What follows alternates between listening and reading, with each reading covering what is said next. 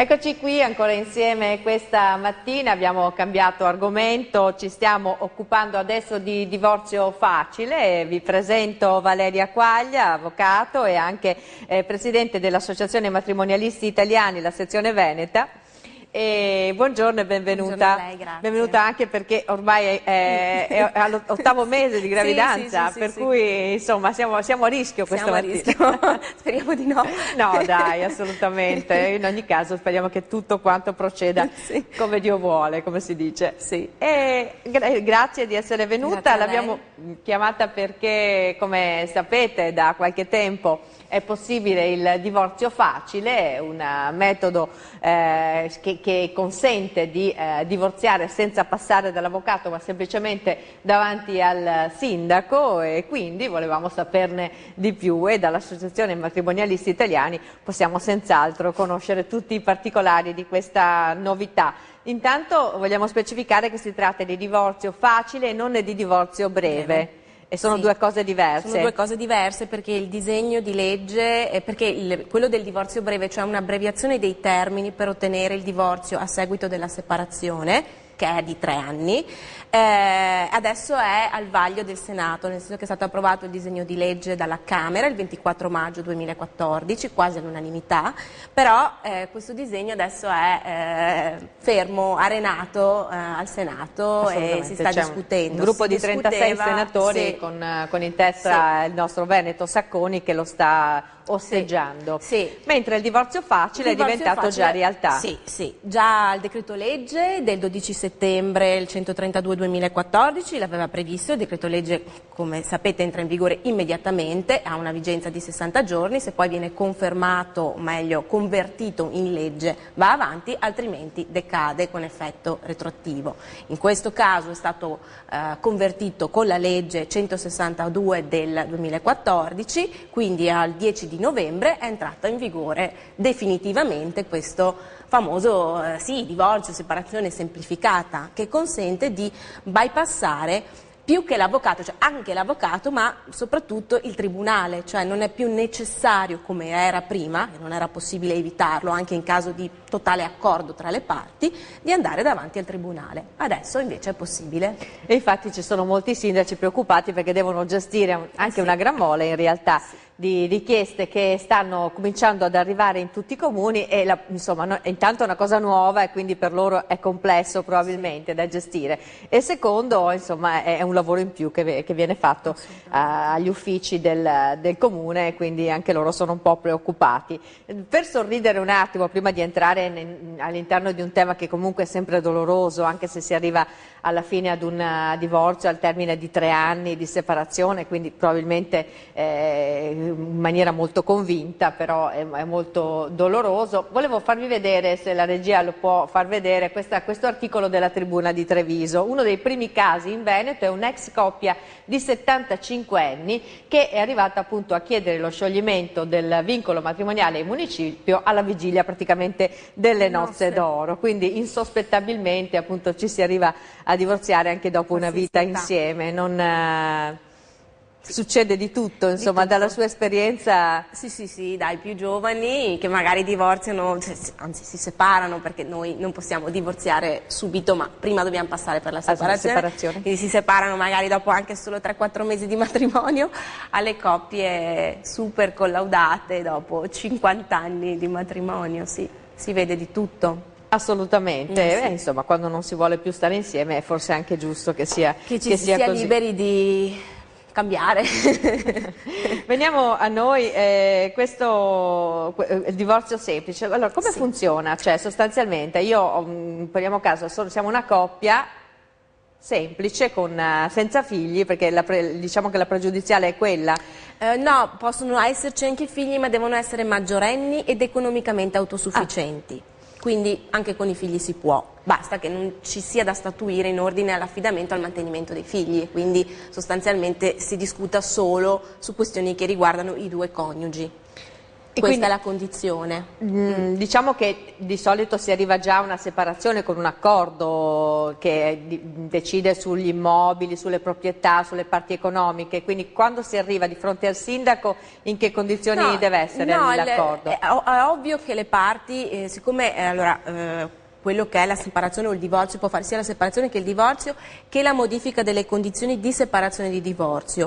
Tutte queste cose possono essere fatte direttamente di fronte al sindaco. Quindi è molto più complessa in realtà la cosa. Sì, la presenza dell'avvocato è solo facoltativa, quindi le parti possono tranquillamente andare da sole. È chiaro che però devono arrivare davanti al sindaco con già le idee chiare. E che cosa fanno? Loro semplicemente dichiarano davanti al sindaco quelle che sono le loro decisioni, quindi non so, supponiamo la separazione, vogliamo separarci e stabiliamo che o nessuno deve niente all'altro oppure stabiliamo anche un assegno di mantenimento dall'uno all'altro, faccio per dire.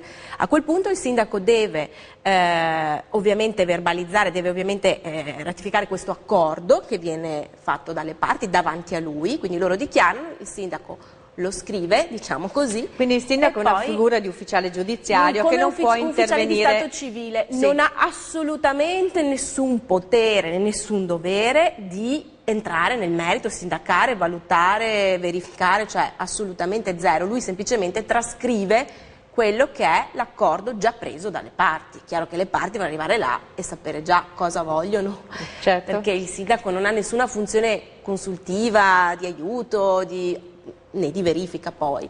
Dopo procederà. Però c'è comunque un rinvio di 30 giorni, viene dato comunque modo alla coppia di ripensarci. Sì, è stato previsto, questo è stato previsto con la nuova legge di conversione che ha modificato diverse cose rispetto all'originario decreto legge. Tra le modifiche c'è appunto questa, solo in relazione alle ipotesi di separazione e divorzio, non quando si vada dal sindaco solo per modificare le condizioni della separazione o le condizioni del divorzio, è previsto l'obbligo per il sindaco di riconvocare i coniugi avanti a sé non prima di 30 giorni dalla prima volta e per chiedere loro conferma delle loro decisioni. Se loro non si presentano significa che non vogliono confermarle e quindi decade il tutto. Che tipo di validità ha quello che viene fatto? Esattamente come un provvedimento del giudice, quindi prima in una ipotesi del genere, quindi una separazione consensuale, si faceva un verbale nella quale si stabilivano tra le parti, gli avvocati ovviamente davanti al giudice, si indicavano quelle che erano le statuizioni della separazione, poi questo verbale veniva omologato dal giudice.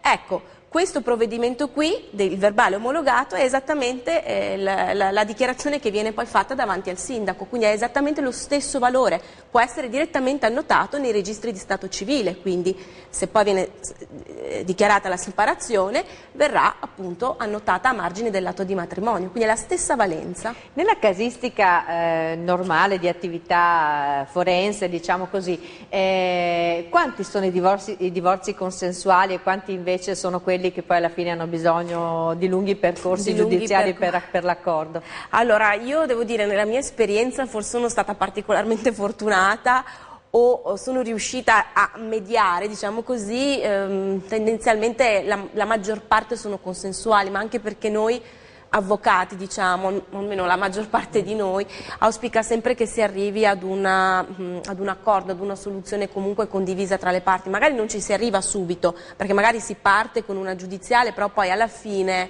si cerca di mediare, di arrivare ad un accordo. Proprio perché alla fine tirarla per le lunghe, cioè nel diritto di famiglia nessuno vince, nessuno perde. Sì, e questo è il punto, non c'è un vincitore, un perdere. Poi quando ci sono di mezzo i figli, sono loro che vanno primariamente tutelati e sicuramente avere un accordo tra i due coniugi rende tutto più sereno e per cui dove si può anche noi come avvocati cerchiamo di promuovere questo. Non è sempre possibile, questo è chiaro. Certo.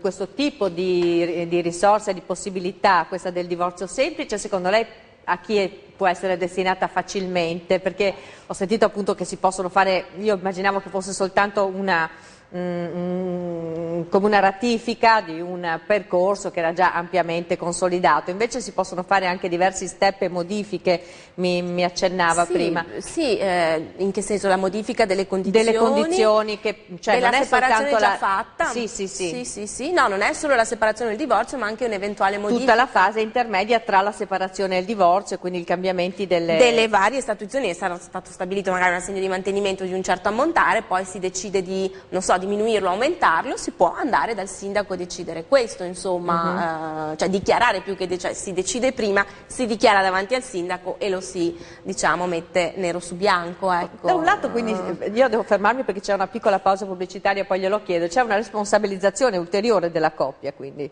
Sì, certo. Sì. Tra pochissimo torniamo con l'avvocato Quaglia per ancora sviscerare qualche altro particolare di questo provvedimento e di altri appunto in esame al Parlamento. Tra poco.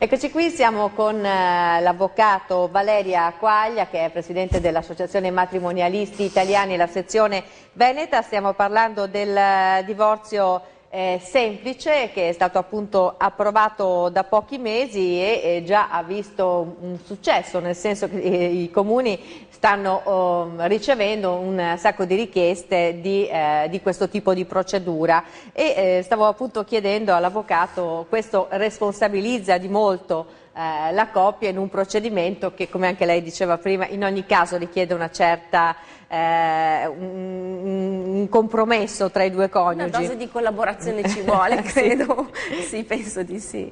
E comunque sia, anche come avvocato vedo che stanno prendendo piede parecchio anche le convenzioni di negoziazione, insomma, quindi la possibilità di bypassare il tribunale e di fare tutto attraverso gli avvocati, quindi non si va dal sindaco, si va dall'avvocato, ciascuna delle due parti ha il suo avvocato e si stipula questo accordo, sempre analogo, separazione, divorzio o modifica delle condizioni, poi sarà l'avvocato che lo trasmette alla Procura della Repubblica, che nel caso in cui ci siano coppie senza figli o con figli maggiorenni ed economicamente autosufficienti darà soltanto un nulla osta, glielo ritorna all'avvocato e l'avvocato poi procede ad inviarlo all'ufficiale di Stato civile per le ovviamente. Che differenza c'è?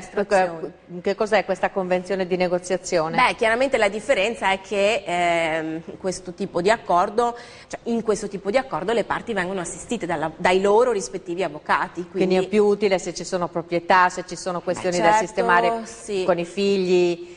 Sì, sicuramente, diciamo che quando non è proprio tutto così assolutamente semplice e magari si vuole avere qualche consiglio, un'assistenza dell'avvocato, si possono fare queste convenzioni di negoziazione assistita, per cui diciamo si ha la garanzia di essere assistite da una persona competente, però dall'altro lato ha il vantaggio di non dover passare per il tribunale, quindi per i tempi del tribunale, cioè abbiamo sempre il vantaggio sulla tempistica della procedura, in questo caso qua. Sì. Allora, dicevamo prima la questione dei figli, se invece i figli ci sono, su questo non è cambiato niente sostanzialmente. No, è cambiato anche su questo perché non era previsto nell'originario decreto legge, forse a lei quello si ricorda, ma la legge di conversione ha esteso la possibilità di utilizzare queste negoziazioni assistite. Questa volta non sarà possibile andare dal sindaco, questo no, però è possibile andare dall'avvocato e fare una negoziazione assistita anche quando ci sono figli minori o figli maggiorenni non economicamente autosufficienti o figli che hanno un handicap grave o che sono incapaci. Anche in questo caso si può andare dall'avvocato, si fa un accordo. La procedura è la stessa, però il vaglio del pubblico ministero è più incisivo perché entra nel merito di quelle che sono le statuizioni della coppia, in ordine ovviamente al mantenimento e all'affidamento dei figli, se li ritiene, e quindi il pubblico ministero entra nel merito e poi decide se autorizzare o non autorizzare questo accordo. Se l'autorizza lo rimanda all'avvocato e l'avvocato lo manda all'ufficiale di Stato civile per le trascrizioni. Se invece non l'autorizza si ritorna in tribunale perché deve entro 5 giorni comunicare questa sua mancata autorizzazione al Presidente del Tribunale, che poi convocherà le parti davanti a sé. Quindi ovviamente dove ci sono dei figli c'è un maggiore controllo da parte del pubblico ministero. Giustamente. Certo, però è possibile, diciamo, non andare in tribunale anche dove ci sono figli. Vabbè, insomma, Quindi, anche per loro penso che sia un luogo più facile da affrontare, presumo. Esatto, evitare magari, esatto, Anche perché spesso anche loro vengono sentiti, soprattutto appunto se magari non sono proprio piccoli, magari sono maggiorenni e anche magari semplicemente non hanno la possibilità di mantenersi, quindi anche la loro voce pesa sostanzialmente. Nella sua esperienza, diciamo così, quali sono i punti più difficili da sistemare? Sempre questioni economiche? Sì, direi che le questioni economiche sono sempre... Prevale anche sull'affidamento dei figli? Sì. No, diciamo che allora, la questione economica a volte è anche un pretesto magari per far cioè non per far del male, ma magari per punire in qualche maniera il o essere risarciti, perché chiaramente non si può, cioè dal punto di vista personale, se uno vuole separarsi o divorziare, l'altro non può fare assolutamente nulla per evitare questo.